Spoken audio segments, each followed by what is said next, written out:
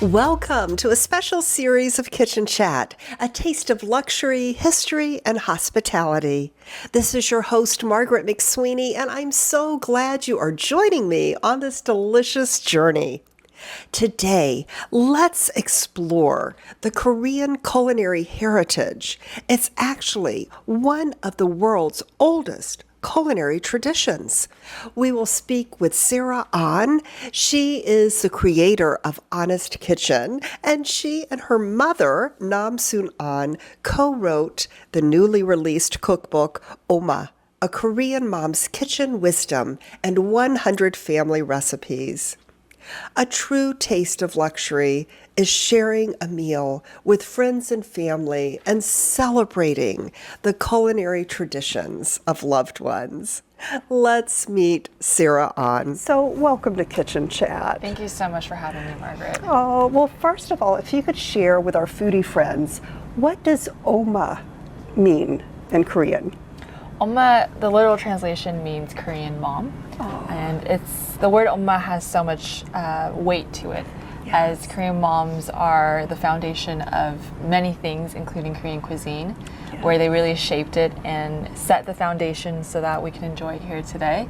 And that's something that we honor heavily in this book, so we had to name it Umma. I love that. And it's not only about your Umma, but your mother's Umma. Yes. And you and your mother co-wrote this, and you do deep dive into Korean cuisine, which I can't wait for our listeners to learn about. Likewise. Yeah, so I think if we could start at the beginning, because this was so helpful. A lot of us can get intimidated by, okay, what do we need? What are the basic elements of building a Korean pantry, of having a Korean meal? So if you could walk us through and explain what these elements are. Yes, so this is a traditional setup of a Korean meal. You certainly don't have to follow this to the T. It's just what, was traditionally how Koreans enjoyed Korean food. So here, all these small side dishes that you see labeled banchan are small side dishes, and this could range from anything that's vegetarian, fermented, like pickles, to even proteins and meat. Fish, as long as it's served in a small amount, it's technically considered a banchan. And that's what makes up the majority of the table. And when you go to Korean barbecue, those small side dishes, that's the banchan. Yes. And they play a big role in Korean cuisine because each banchan, although they're very simple to make, you still put in the same amount of love and effort into it. And when guests come over, you could have as many as one banchan to banchan in double digits, which signifies how welcome they are into the home. So double digits for banchan. So that's the beginning, and then what else is on? And then for a traditional Korean meal, there's always rice and soup. Okay. The rice is always on the left side. Again, these aren't strict rules, just traditional. Sure. And the soup is always on the right side. And then to the very right of it, or this one could be anywhere, you have the spoon and chopsticks. The spoon is placed to the left of the chopsticks. Okay, and speaking of chopsticks, you included a very fun fact. I had no idea that Korea is the only country that uses metal chopsticks. Yes. So that was a traditional thing that became known within Korean cuisine, is that the spoon and chopstick set would be served to someone where it was made out of metal or silver. And we theorize that it may come from the dynasties and the kingdoms where it kind of signified wealth. Yes. And so to this day, you could either be served metal or silver spoon and chopsticks or wooden. I prefer wooden because they don't slip as much. But either or is good, and they're deliberately very long so that you can reach the banchan. Yes. And then, of course, there's also a protein that you could share with others or eaten alone, so that you have a full balanced meal.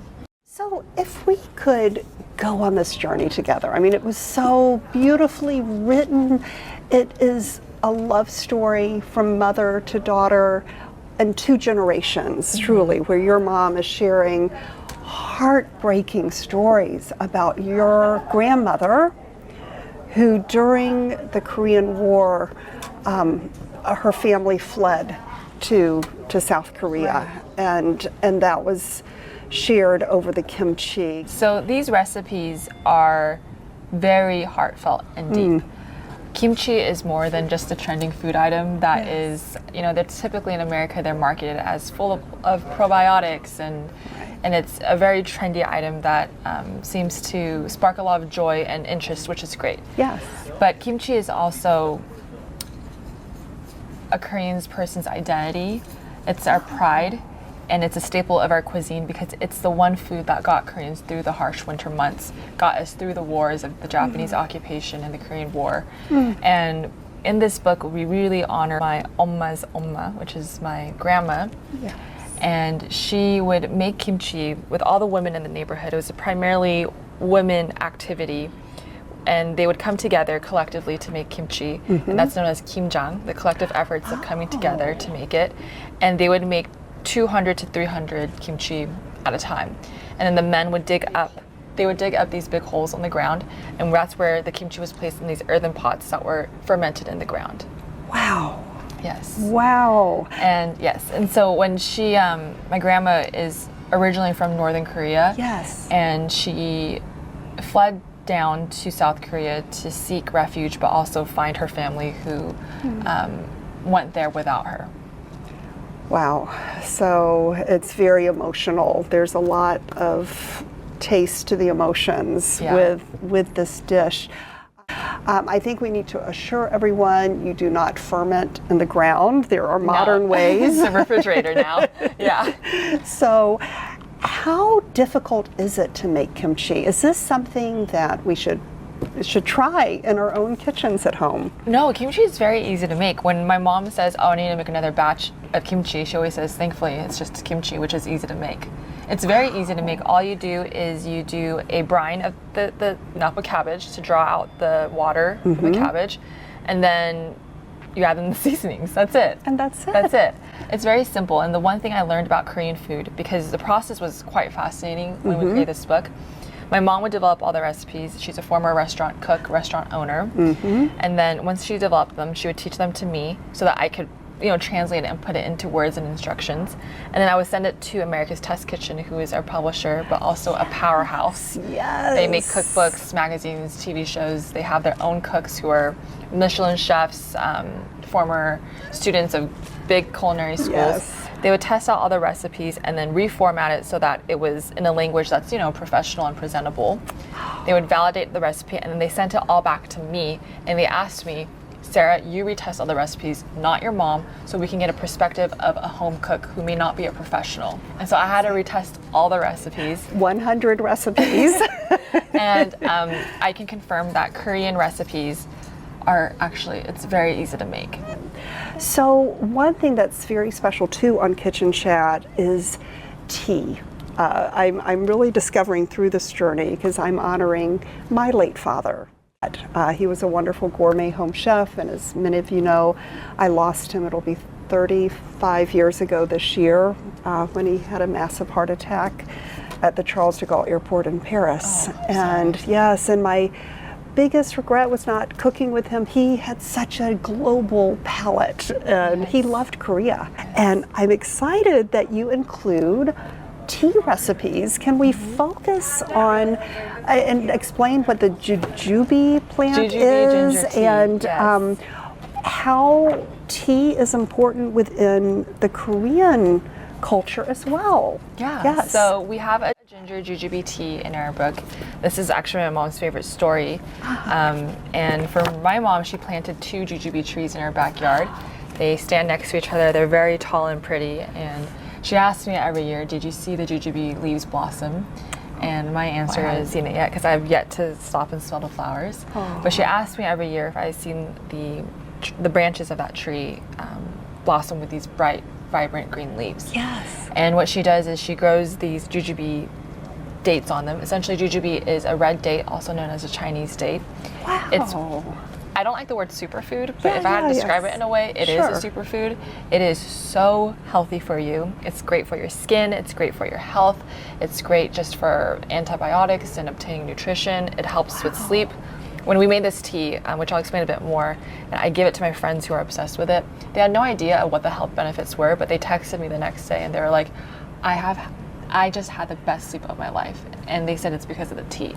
And one of the benefits of jujube is that it relaxes your body and really gives you great sleep. Amazing. So it's a healing tea. So my mom grows all the jujube. With my dad and I, we pick off the jujube and then she sun dries them in her yard. And then we make this amazing tea that's incredibly healing. I think a lot of the tea comes from the Chinese cuisine influence. Yes, sure. As they also use jujube as well. Yes. But tea is something that Koreans drink in the morning, at night, and beyond, just because it has such healing effects, especially with ingredients like jujube.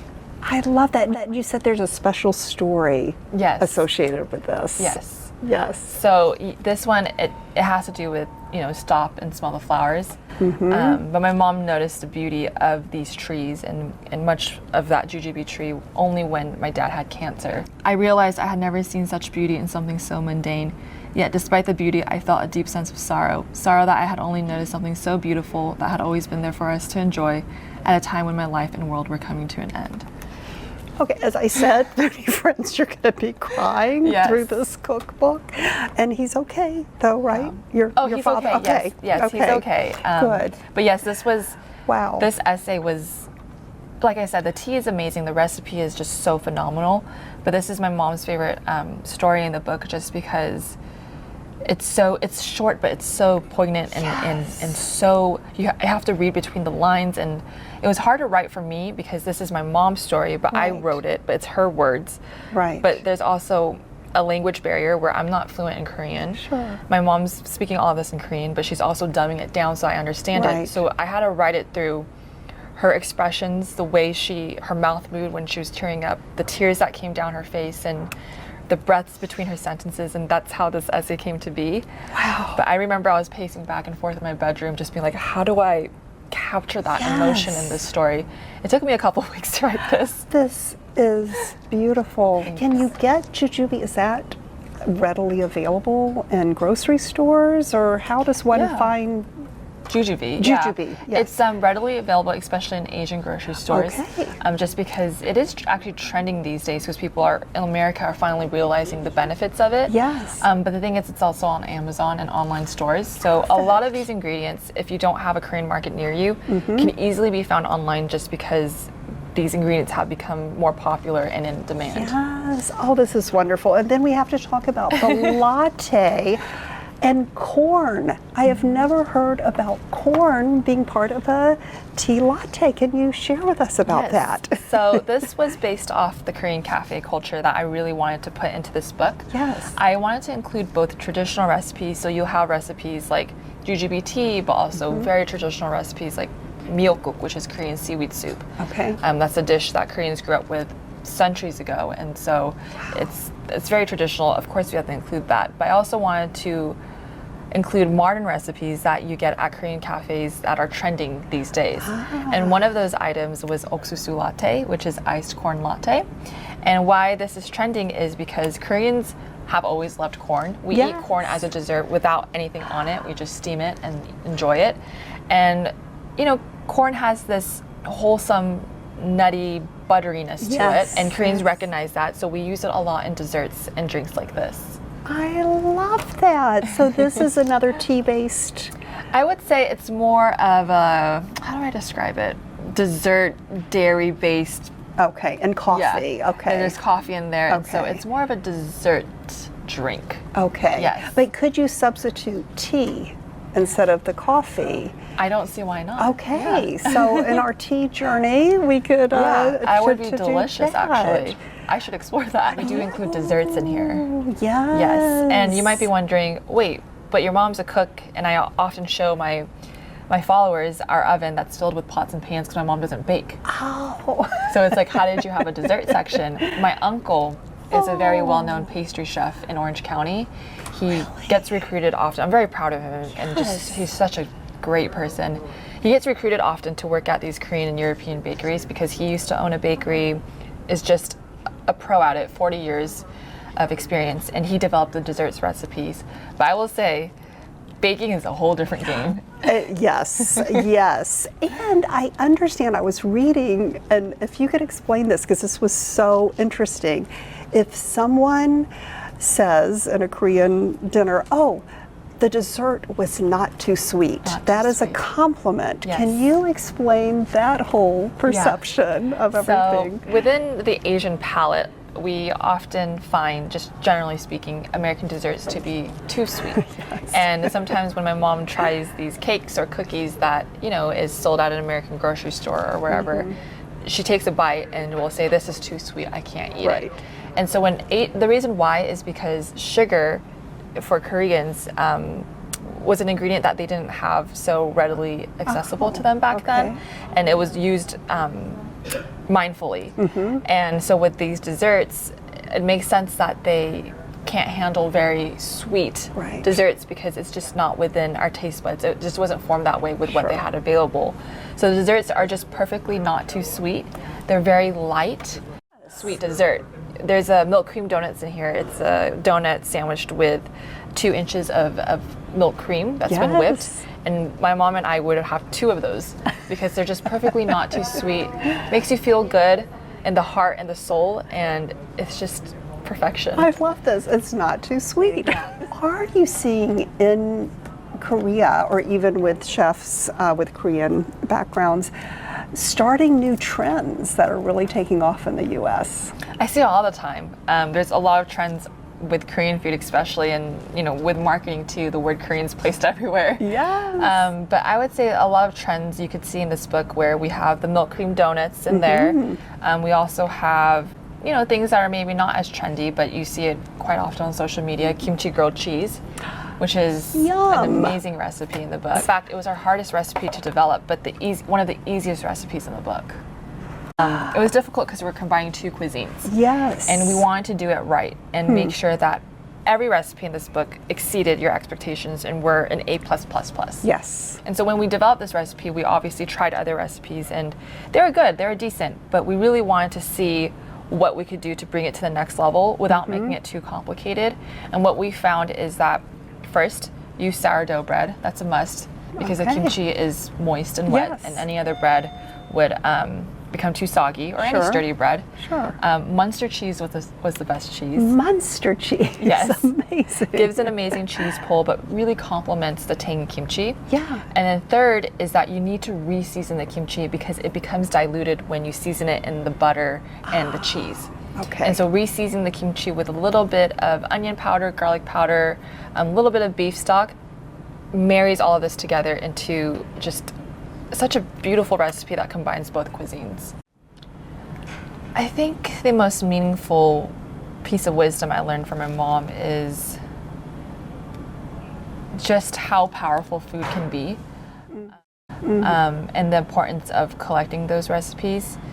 Through this book, not only did I learn who my mom was before she was a mom, in a way I feel like I befriended her kid version of herself through this book, because I learned so much about her. And I think there's so much beauty in her upbringing and who she was before she became a mom. I also really learned just how important these recipes are and how much heart they have, because they have the ability to transport you back in time. In the moments with your dad, in the moments with your mom in the kitchen. And there are so many times my mom developed these recipes to satisfaction, where when she took a bite of it, when she finally developed the recipe, where she said, oh my gosh, I feel like I'm back with my mom right now. I can remember these memories that I thought were fading. And it just goes to show you how food is our 6th love language, and just the power that they hold. It's beyond words that I could really explain, but it truly has the ability to transport you back in time with your loved ones. And I think it's really important that if you have someone in your family that really evokes that type of love, collect those recipes and cherish them, because they have a lot of power and heart. Okay, get your Kleenex out. I'm sorry. That's okay. This has been such a special, meaningful kitchen chat. Thank you so much, Margaret. So much, Sarah. And foodie friends, please get this cookbook. Taste the love that it was written with, and also the recipes, which are outstanding. And give it to someone you love. Just pass on, because as you said, food is a language of love. Thank you, Sarah On, for the special kitchen chat. Follow her on Instagram at Honest Kitchen and order a copy of Umma. I love the sweet video of my granddaughter Hannah enjoying the beautiful pages of the cookbook Umma. And thank you, dear foodie friends, for joining me. Please follow at Kitchen Chat on Instagram, where you will find inspiration for your next delicious destination. And always remember to take a moment and savor the day.